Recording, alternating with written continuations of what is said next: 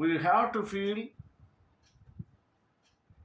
proud to be an Indian because our India is great country than other countries because we have such a glory from ancient time onwards. Because this land is called Veda Bhumi, Dharma Bhumi, Karma Bhumi. Moreover, India is a land of various saints living place, and each and every part of the country has its own culture and civilization. Our India's culture and civilization made the world to be attracted not only from abroad, even entire part of the universe is attracted. Such a glory we got it. Here we treat equally about knowledge and ignorance. We can understand our cultural heritage so easily. At the same time, we can understand others, we respect other cultures also. Moreover, India maintains unity in diversity. Nowhere we can find such a things. And we always treat brothers and like sisters. That's a great thing we have to feel proud of being an Indian. There may be lots of religions, castes, regions, languages, but our feelings are only one. That is, I'm an Indian. Such a feelings gives us a kind of energy to say loudly that is, I am an Indian.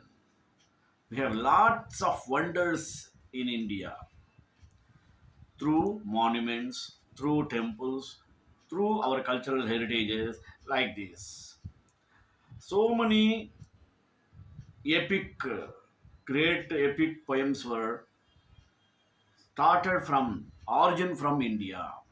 Even Bhagavad Gita is worshipped entire universe because the birthplace in India. Like this, we can say countless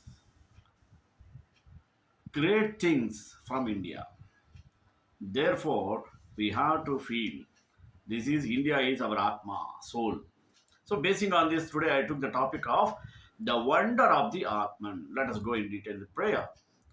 Krishnaya Vasudevaya Vasu Devaki Nandanaya Cha Nandagopa Kumaraya Govindaya Namo Namaha.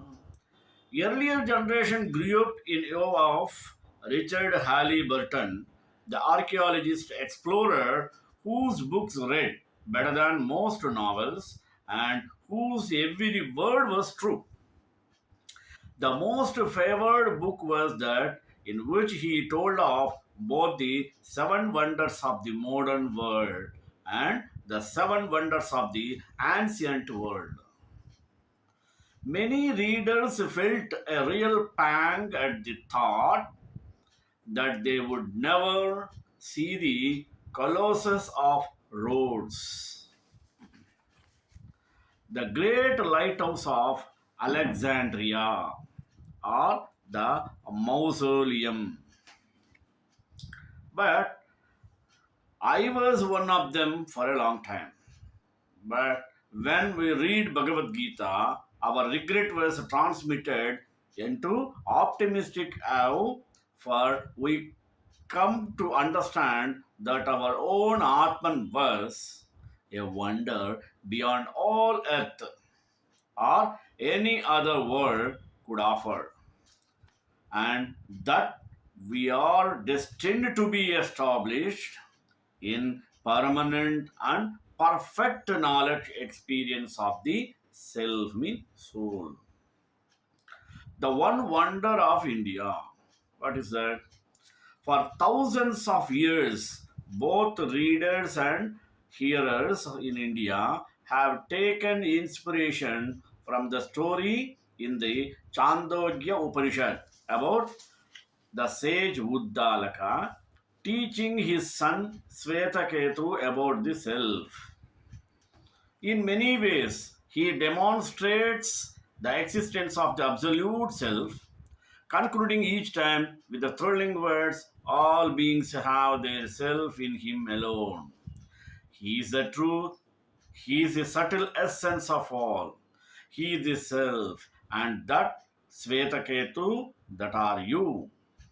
As Sri Aurobindo has observed, even those that do not have direct knowledge of the truth of these words, yet are inexplicably moved upon hearing them, knowing subliminally of their truth, stirred to their real depths and wise of many ages have been set on the path of self discovery by Uddalaka's assurance that they too are that knowledge and ignorance. The fact is that there is only one real problem for us as human beings: ignorance of the self. And the solution is obvious: knowledge of the self. For this reason, Arjuna could not be swayed by Krishna's exhortations to fight that were based on egocentric factors such as personal disgrace, hope of heavenly reward, social order, and such like. This much Arjuna understood. Having revealed this to Arjuna, for Krishna had no need to find it out for himself. Krishna went directly to the core issue of the self and stayed there for the remainder of that miracle of wisdom we know as the Gita, Bhagavad Gita. Like Uddalaka, he used many means to convey the single message: know the self. That's all. The four states of understanding. After his initial exposition of the self, already considered in previous essays, Lord Krishna speaks of the responses human beings have to the teaching about the self.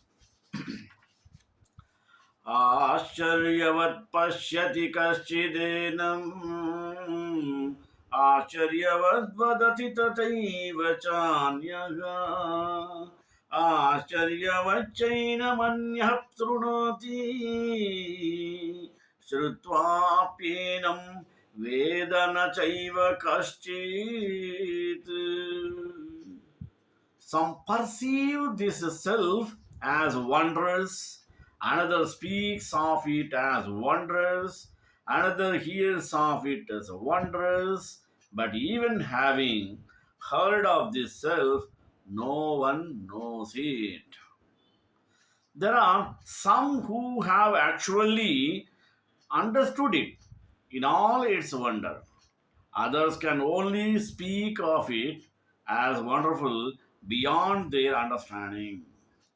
Others know of its wonder by hearsay, and or others who are told about it and do not understand a word. It is intriguing to see how the number 4 has significance in many ways in the scriptures of India. We usually think of 7 as a mystic number, but 4 also comes into the picture many times, especially in consideration of the development of consciousness. For example, there are forecasts based on the level of the individual's consciousness. The solar system is said to pass through four ages, mean yugas, in which the general consciousness of humanity ranges from only one fourth to fourth of its potential. This numbering is the most important of all considerations because it deals with the upfoldment of consciousness, consciousness being the nature of the self. According to Lord Krishna, there are four states of awareness in relation to the self: direct knowledge, deep faith and conviction, and intuition of the self's reality, intellectual comprehension of the theory on the self, and complete non comprehension, divine knowledge. Some perceive the self as wondrous. In the ultimate sense, to know something is to be something.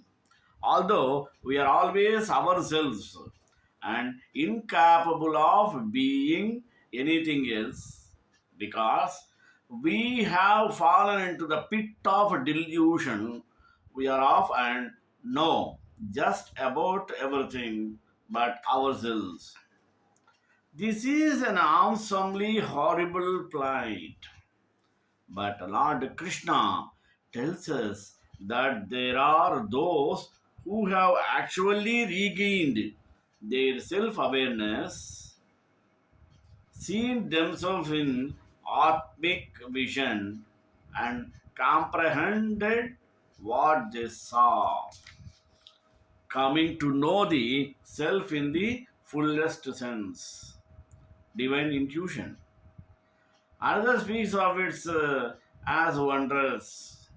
Since we are the self, we obviously know all about it on the real level of our being. Evolution consists mainly of development of our body vehicle, including the mind, but also the entail a refining of those vehicles, a transparency in which intuition comes more and more to play. It is this which is the real transcendence of the mind and entry into true knowing. As a prelude to the direct knowing of the self, the intuition of analysis and increases, leading the Sudhakar onward to the knowing. Next, divine understanding. Another hears of it as wondrous. Before intuition arises, the intellect is developed through evolution and becomes capable of grasping the concept of the self insofar as it can be intellectual grasped. No small degree of evolution is required before genuinely intelligent apprehension of the self is possible.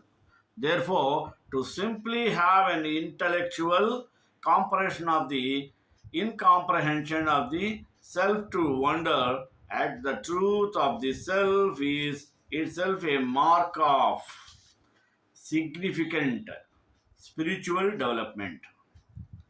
Uncomprehending ignorance.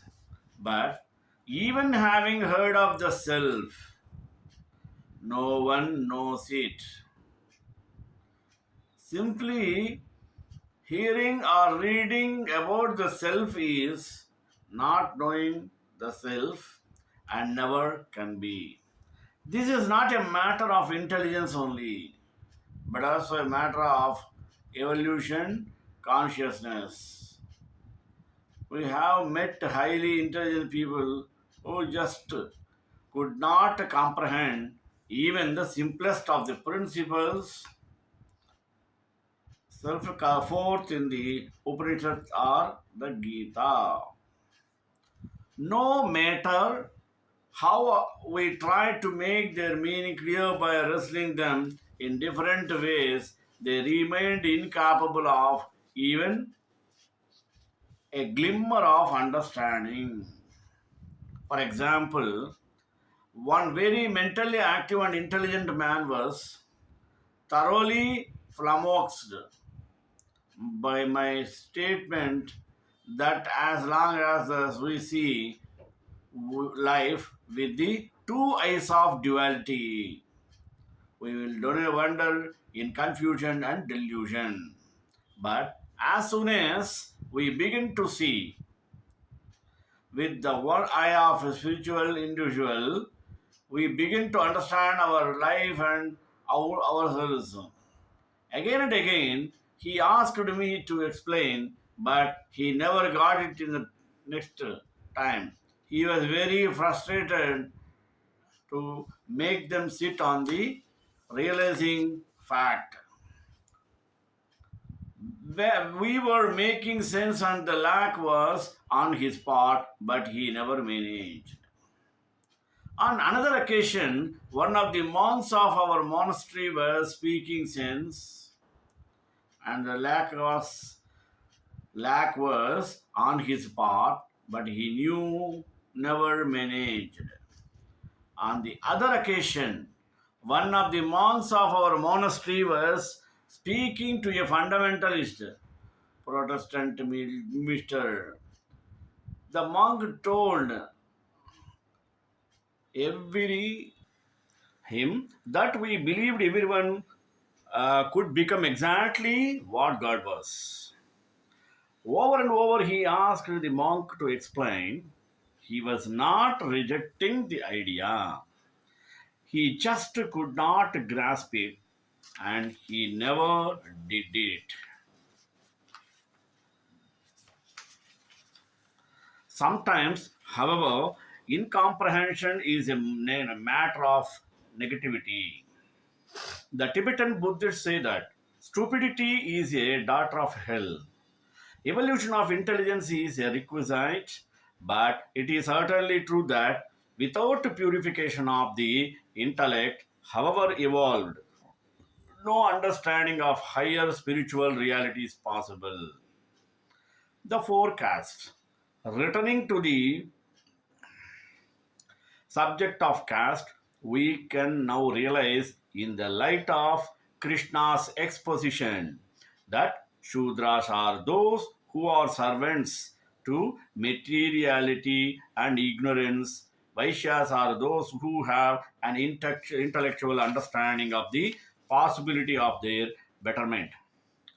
Kshatriyas are those who belong close to apprehension of the self, are able to institute the truth of the self while aware of their limitation. And Brahmins are those who see and know the self. This is some of the entire matter. Who may unveil the mystery of the Atman? He has descended on you from the realm ineffable, but in the case of many, indeed the Atman lies hidden for a long time, for they are dominated by the desired self, by appetites and allurements of the flesh, and the Atman is held within the strong cage of the ego.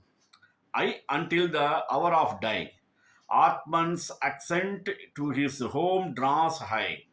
The hour of the Atman's release, when aware once more of the hidden things, he may sing the song of giving thanks and joy, the song of communication with the One, the pure, the single truth, the Spirit divine. Who may unveil the mystery of the sudden awakening of the Atman? Think of Francis. For years he lives in forgetfulness. He returns from the war a changed man. No longer does he move among his former comrades, a rich merchant's son. He suddenly embraces a life of poverty and tapasya. Wonderful are the ways of the Atman's return to his home of truth and love. Think of the earth eastern saint Chaitanya Prabhu. He goes to Gaya. He has won in his intellectual disputations with a famous Pandit. Suddenly, the soul, the Atman in Chaitanya awakes. He hears Krishna's call. Suddenly, Chaitanya's heart is flooded with interior illumination. He returns to Navadvipa a changed man. The scholar becomes a saint. The processor of logic becomes a Krishna intoxicated prophet of love. Blessed indeed is the hour when the Atman awakes and is seen unveiled. In this hour is the wonder of Atman revealed in its richness and beauty, undimmed or undimmed. And when the Atman awake this truth, he is realized that the Atman is truly free from everything, disengaged from earthly trammels. He moves on to meet his long lost beloved as a reed torn from the book cries in separation. So the soul cries longing for the Lord and is not happy until he returns to the light divine. Though stages does the soul pass until he preaches, the final stage of unity, the stage of divine beatitude. The word Brahman will be used repeatedly. Meaning of Brahman was vast. This is to be noted here that the word Brahman does not refer to any caste, creed, or sect. According to Vedanta, the word Brahman has been derived from root of brew, which means growing or expanding, and suffix man added to it signifies absence of limitations. In Vedanta, the word Brahmana is a nectar gender and hence it is referred as a pronoun that. It is very difficult to discern Brahman, which is illuminately indefinable, indescribable, and utterly beyond all human comprehension. Brahman cannot be described through senses alone. Vedanta has, however, taught us how to realize Brahman, which is supreme consciousness. From Upanishads, we can learn about Brahman. Founder of Advaita Vedanta, 8th century scholar Sri Adi Shankaracharya said, there exists one absolute Brahman who is Sat Chit Ananda and homogeneous in nature. Vedanta philosophy is a part of the four Vedas are believed to be composed and are orally transferred. Goes back to 5,000 years. The oneness of soul mean Jivatman and God, Paramatman. The ultimate truth is the principal essence of Vedanta philosophy. The self is infinite. There is, in fact, no multiplicity or plurality in that one homogeneous being, the supreme being and the ultimate. Because of superimposed and our ignorance, we have forgotten our truth nature. It alone exists as the illuminator. The Atman, the real self, in its glorious existence, reveals it a one own Satchit nature, which is Anandamaya. The eternal nature of the self is bliss only. Vedanta says that the study of scriptures helps in realization of truth when one is equipped with necessary fourfold discipline.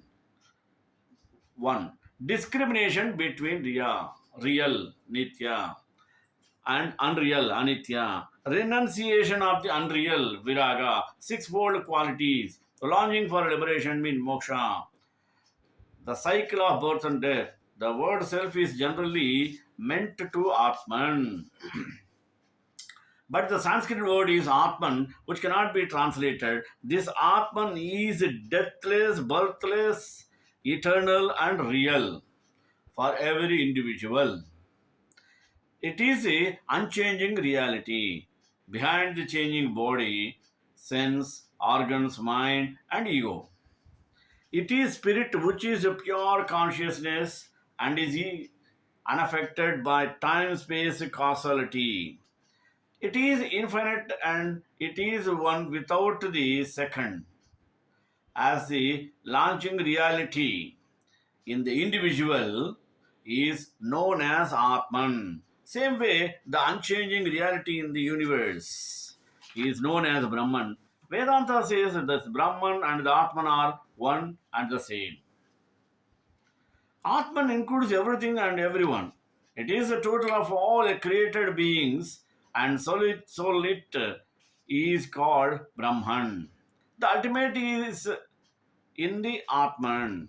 The ultimate in the cosmos is Brahman. The atom is Brahma. There cannot be stay anything other than this universal reality. According to Vedanta, the ultimate in us is called Atman. The ultimate in cosmos is Brahman. This is the universal reality. Total substance in Brahman, the same substance when conceived as the essence of particular being as Atman, the universe has been manifested out of this total substance can be said as Brahman. This is Atman, the self for the universal.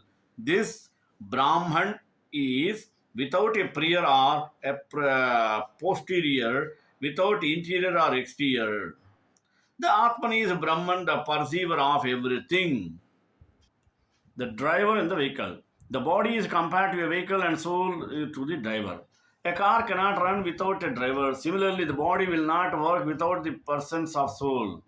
Just as a young child may not realize that each and every car needs a driver for it to be move, those who without developed knowledge perceive the body but fail to see the soul within.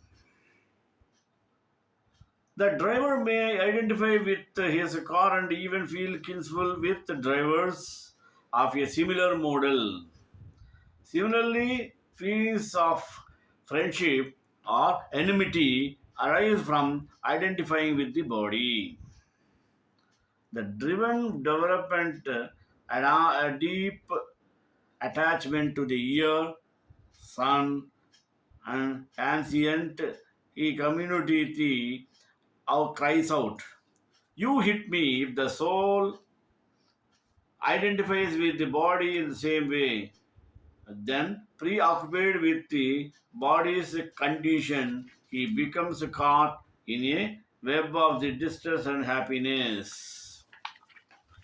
At the same time, the driver is not satisfied maintaining the car alone without looking after his own needs. Similarly, looking after the body alone cannot satisfy the soul. Although the idea drivers, it is not so easy. He will move according to the nature of the year, namely fast, slow, etc. The same driven can get out of one vehicle and driven another. Similarly, the soul is always one body and the entire parts. Related practices. All forms, yoga and spiritual discipline are aimed at realizing the true self. Only how when one stops looking external happiness and looks upon return can one for it noted. Those without developed knowledge perceive the body but fall to see the soul. The driver may identify as it is can be drawn. The driver develops a deep attachment to the ear. So, an accident, he commonly cries out, "You hit me." This is a soul identifies. At the same time, although the driver is not the vehicle, he will move according to the nature. The same driver can get out of one vehicle and driven away another. So, related spiritual discipline are aimed at releasing the soul self only when one stops seeking external happiness and looks within them. Common misunderstanding. Hindus believe that they possess a soul. On the contrary, Hindus believes that we, like living, are the same source, also same soul. Hindus believe that Atman, whereas practically all Hindus had told that soul is Brahman. This equation can be misunderstood, presented that the soul and God are equal in all rates. Shri कांताय Kalyan Nidhe Nidhe Shri वेंकटरमासाय श्रीनिवासाय Mangalam मंगलासाय Mangalam